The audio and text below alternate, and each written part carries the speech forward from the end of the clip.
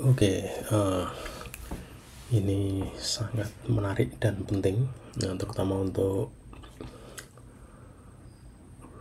para dosen ya yang tiba-tiba mengampu mata kuliah machine learning atau AI dan kebingungan membuat materi yang sederhana untuk S1 kesehatan atau apapun non teknis, tapi tahu-tahu ada mata kuliah machine learning ya atau AI. Jadi kalau dulu itu biasanya pakai WK ya, biasanya yang lebih mudah didekati atau dipelajari untuk running sesuatu ya, pakai WK biasanya. Nah sekarang ini ada Liner.ai. Ini end to end ya, end to end machine learning application. Jadi sebenarnya kalau dilihat ini malah deep learning ya, karena trainingnya itu pakai transfer learning dan pakai model-model deep learning. Jadi kita sebutnya end to end AI gitu aja, end to end AI tool ya. Jadi untuk sampelnya dia use case-nya banyak. Jadi dari image recognition, kemudian klasifikasi, segmentasi, sampai ke NLP. Dia ada klasifikasi untuk NLP, cuma di sini nggak ditampilkan ya di example projectnya. Dia juga sudah menyediakan dataset sampel anjing, kucing, kemudian spesies monyet, dataset bunga dan seterusnya. Termasuk ini dulu sempat populer ya, pembaca ini apa ya, plat nomor mobil, ini pembaca tanda jalan atau rambu dan seterusnya. Nah ini lagi-lagi yang NLP nggak dimasukkan di sini karena mungkin masih percobaan. Oke, ini tutorialnya, suruh nonton YouTube. Dokumentasi masih kosong karena ini masih baru, masih sangat baru. Jadi kalau kita download di sini ada, nah ini beruntung ya yang Windows ada Windows, kemudian Mac ada Intel dan Silicon, yang Linux belum ada. Ini sebenarnya pakai Electron ya, Electron GS. Jadi pasti nggak lama lagi yang versi Linux juga akan muncul ya. Nah ini saya sudah download. Nah kita pindah ke mode satunya. Ini nggak muncul di sini, ini juga aneh ini. Kita cari di sini nggak ada ya. Saya pakai Recast Liner ya. Oke ya, muncul. Nah, di sini sama ya, jadi image classification kayak di example-nya tadi. Kemudian audio klasifikasi dan seterusnya. Ini saya sudah mencoba ya klasifikasi semua, termasuk yang teks ya. Tapi kita coba aja yang baru ya, kita coba baru image klasifikasi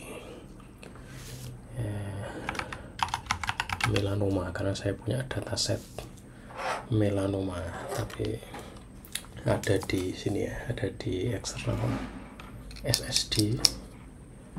Oke. Author me. Oke, melanoma, import data. Ini sebenarnya bisa manual ya, tapi ya kelamaan ya. Kita select ke old. Nah ini ada benign dan malignant. Kita image ini terus open, loading dataset.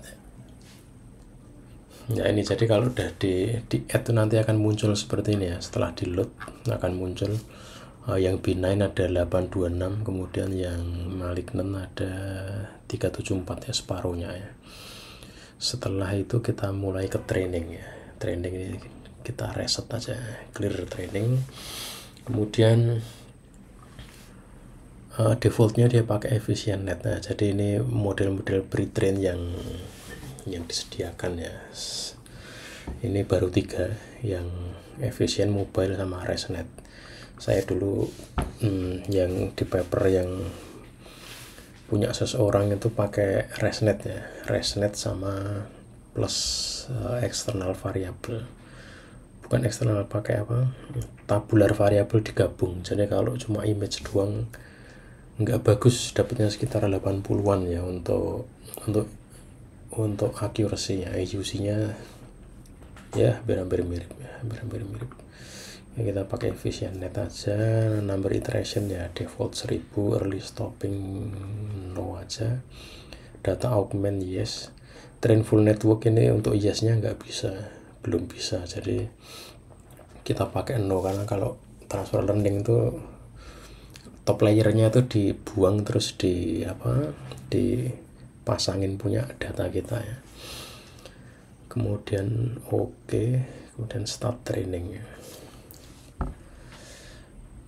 Nah, ini kalau mulai dari awal extracting feature-nya itu tadi itu sekitar 3-4 menit ya extracting feature-nya. Kemudian untuk training prosesnya ya sekitar 2 menitan. Jadi kalau dari awal ya sekitar 5-7 menit lah untuk training ya. Di M2 ya, di M2 MacBook Air 8GB. Di M1 mungkin ya mirip-mirip. Kalau di Intel nggak tahu berapa lama belum coba, dan nggak punya mesin Intel juga.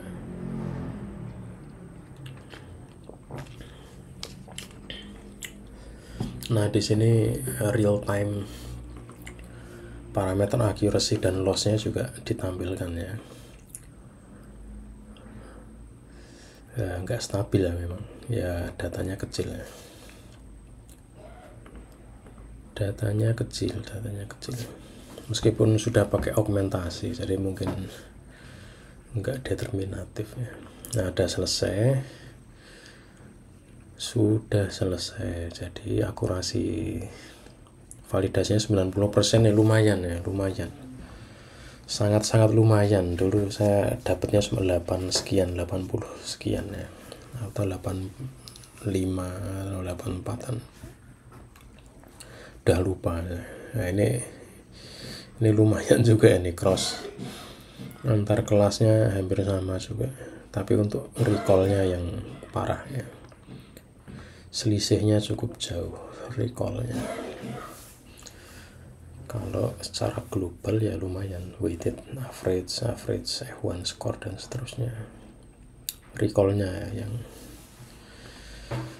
ini juga ditampilkan hasil validasinya yang salah ya,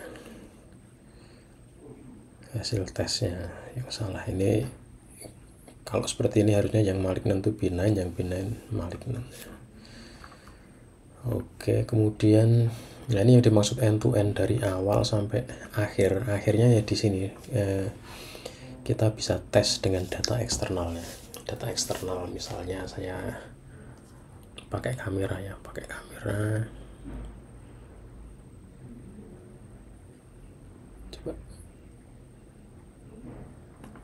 gitu,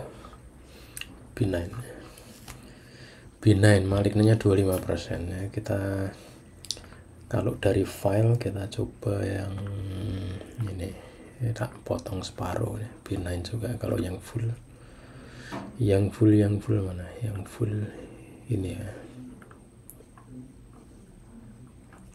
benign juga. Ini harusnya malignant. Coba yang Nevush ini jelas high ya, ini jelas high.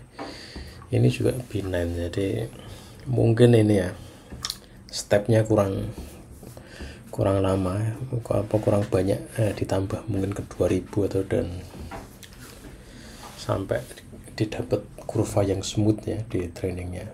Ini masih variatif sampai selesai. Coba kita lihat accuracy-nya. Nah, validasinya itu ya 90-an, tapi variatif ya, variatif 85 ke atas. Oke, demo model ini untuk eksternal. Nah, ini yang menarik, ini ada exportnya bisa ke Python web application, TensorFlow, Lite, JS dan seterusnya. Biasanya yang simple pakai Keras ya. Keras nanti di load di Flask atau di Django ya. Atau kalau mau develop mobile app pakai Core ML untuk iOS atau macOS. Kalau yang general ya pakai TensorFlow JS. Nah, kita coba yang ini ya. Ini sama TensorFlow JS sama yang web application. Yang Python ini saya kira Flash, ternyata bukan Flash. Jadi dia diekspor format TensorFlow ya, format TensorFlow yang JSON sama bin itu kan. Kemudian ya dia CLI jalanin perintah di konsol gitu aja. Jadi kita coba yang web application ini ya. Ini di desktop misalnya test app gitu aja. Exportnya ya paling ya 1-2 menitan ya.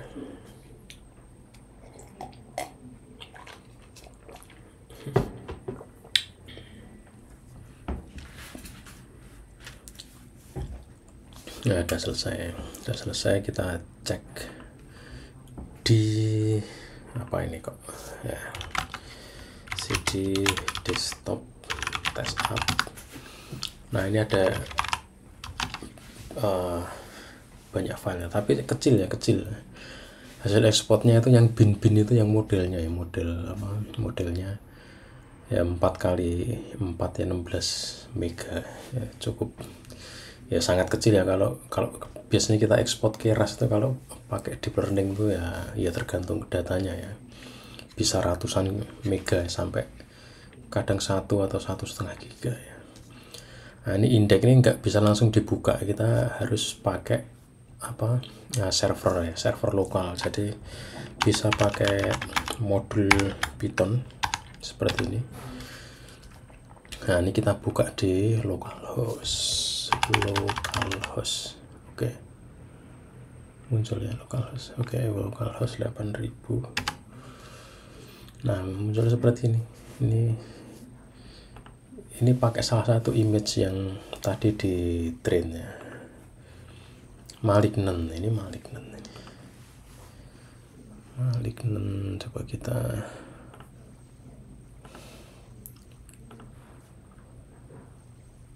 benign. Jangan-jangan saya kebalik ya, yang benign mungkin memang benign ya.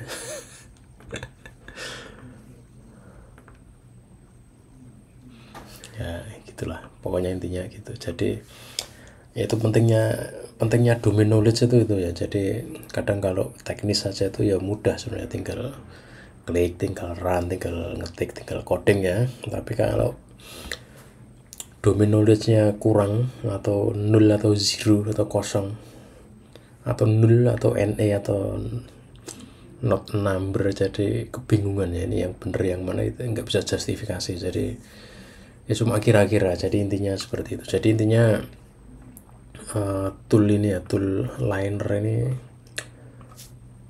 bisa menggantikan WK, tapi ini hanya untuk yang ini ya, pengenalan ke AI. Jadi ini enggak tanpa coding sama sekali, tinggal browse, train dan seterusnya. Ini kalau mau ya bisa nyoba yang lain, misal MobileNet dan ResNet, tapi ya prinsipnya seperti itu, prinsipnya sama ya.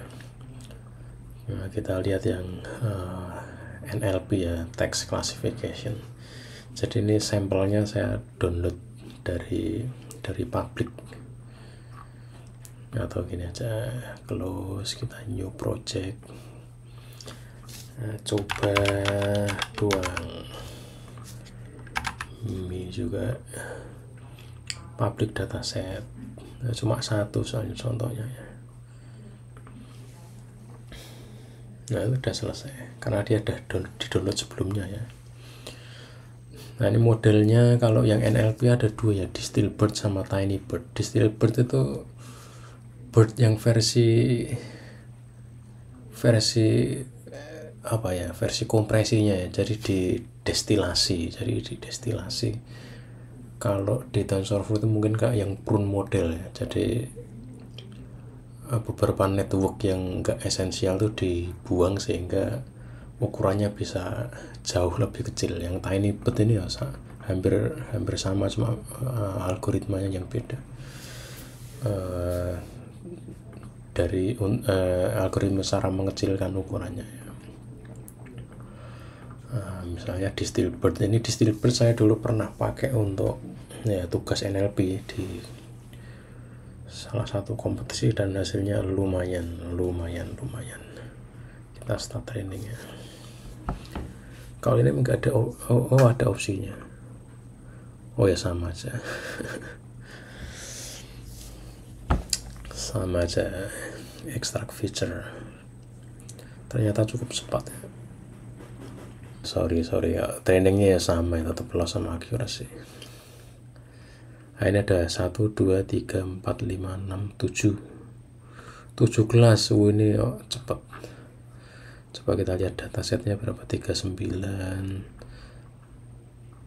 300, 100 dan 400. Katakanlah 440 ya, 440 tambah 173, 170 udah 500, 600, 1000, 1100. 1100 trainingnya cuma sekian detik. Akurasinya lumayan bagus ya, 87% untuk berapa, 1, 2, 3, 4, 5, 6, 7 kelas tuh ya, bagus ya.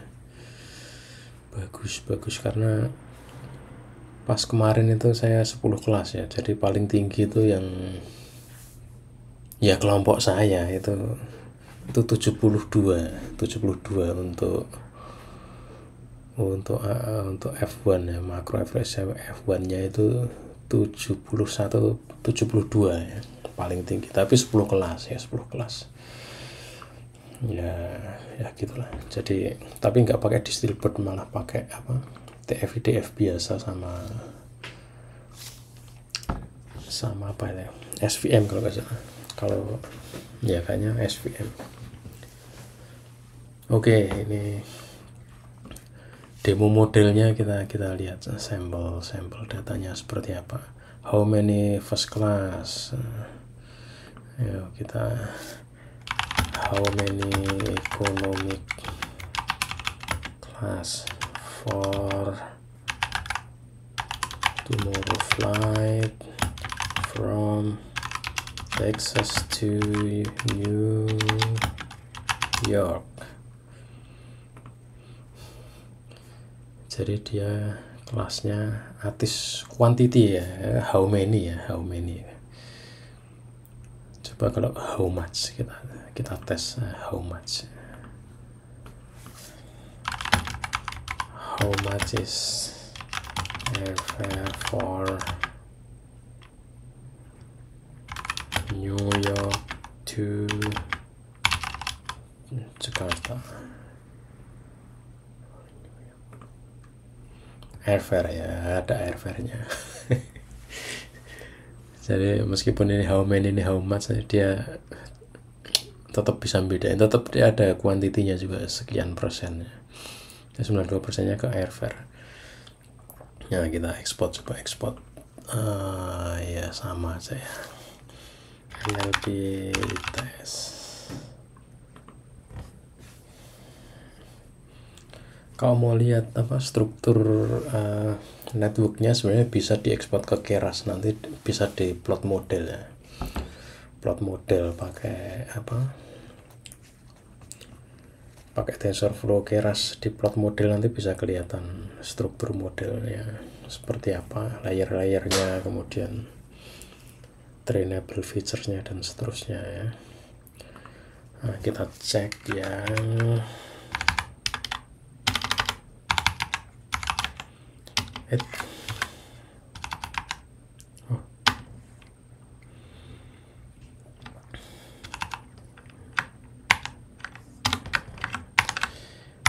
NLP test. Ini kita bisa lihat ya, kalau modelnya kompleks itu banyak ya pecahannya, dipecah banyak, jadi ada berapa ini ya, banyak lah, 9 ya, banyak pokoknya. Oke. Jalaninya sama ya, Python. Nah, kita refresh di sini. Nah, coba predict artist flight ya, ini ya UI-nya apa adanya. Kalau mau ya tinggal dicemplungin bootstrap atau apa yang baru itu, Tailwind ya. Jadi itu kembali ke sini, ini sebagai alternatif software pengenalan AI untuk pemula ya, yang benar-benar nggak mau ngetik sedikit pun ya, tinggal klik aja, load, train, dan tinggal ngeset parameternya saja, meskipun nggak banyak juga yang bisa di set. Nah, itulah gunanya seperti PyCharts ya. Dulu saya sangat senang PyCharts, jadi itu juga sebagai alternatif ini ya, alternatif tool low code. Kalau PyCharts itu low code machine learning tool ya, dia belum ada deep learningnya. Kalau deep learningnya yang kayak Wrapper, kayak PyCharts itu bisa pakai K-train, K itu K kemudian train, logonya itu kereta api, K-train. Kalau yang machine learning termasuk XGBoost, LightGBM, dan CatBoost itu bisa pakai PyCharts. Oke, mungkin bisa dibahas lain waktu ya untuk PyCharts. Ini mungkin udah kelamaan. Terima kasih dan